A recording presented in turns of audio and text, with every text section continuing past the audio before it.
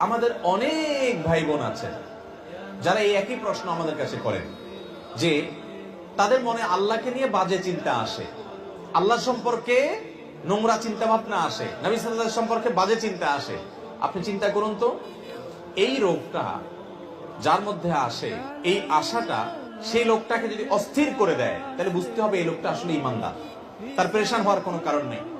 ঠিক এই একই প্রশ্ন নবী করিম সাল্লাল্লাহু আলাইহি ওয়াসাল্লামকে করা হয়েছিল। একজন সাহাবী বলেছেন, ইয়া রাসূলুল্লাহ, আল্লাহ সম্পর্কে আমার মধ্যে বাজে চিন্তা আসে, যখন আল্লাহ সম্পর্কে বাজে চিন্তা আসে আমি পেরেশান হয়ে যাই, অস্থির হয়ে যাই যে কেন আমার মনে এটা আসছে। নবী করিম সাল্লাল্লাহু আলাইহি ওয়াসাল্লাম বলেছেন, যাকা নাফসুল ঈমান, তোমার মনে আল্লাহ সম্পর্কে বাজে চিন্তা আসছে, আসার পরে তোমার মনটা অস্থির হয়ে গেছে, এটাই তো তোমার ভিতরে ঈমান থাকার দলিল।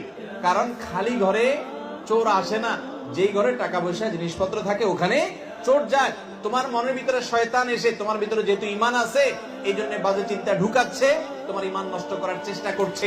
তুমি সেটা টের পেয়ে গেছো, অস্থির হচ্ছ, পেরেশান হচ্ছ, এর মানে হলো তোমার ভিতরে ঈমান আছে। এটা ঈমান থাকার প্রমাণ, তোমার টেনশনের কারণ নাই, বরং আল্লাহ শুকর আদায় করবা। আর এটাকে একেবারেই আমলে নিবে না।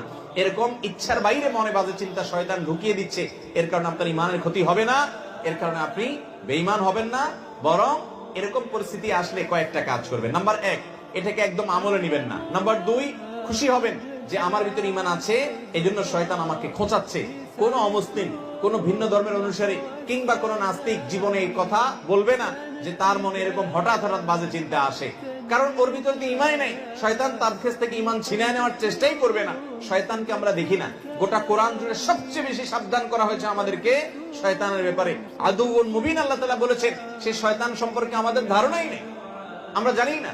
আমাদের রগে রগে সে ঢুকতে পারে, ইন্নাশ শায়তানা ইয়াজরি আহাদাকুম মাজরাদ দাম, আমাদের রক্ত প্রবাহের সাথে মিশে যেতে পারে, আমাদের উপরে প্রভাব বিস্তার করে, বাজে জল্পনা কল্পনা তৈরি করে, খারাপ পথে নেওয়ার জন্য আমাদের মনের ভিতরে প্রভাব সৃষ্টি করে শয়তানে।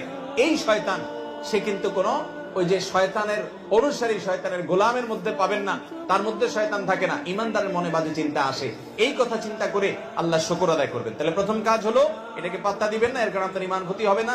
দ্বিতীয় কাজ হলো আল্লাহ শুকর আদায় করবেন, আমার মধ্যে ঈমান আছে দেখেই আমার মধ্যে এগুলো আসছে, নবীজি বলেছেন সেটা। নাম্বার 3, এরকম বাজে চিন্তা আসলে আমানতু বিল্লাহি ওয়া রাসূলিহি, এটা পড়বেন, আমানতু বিল্লাহি ওয়া রাসূলিহি, আমি আল্লাহ এবং তার রাসূলের প্রতি ঈমান আনলাম। এটা বললে দেখবেন যে মন থেকে এই শয়তান দূর হয়ে গেছে।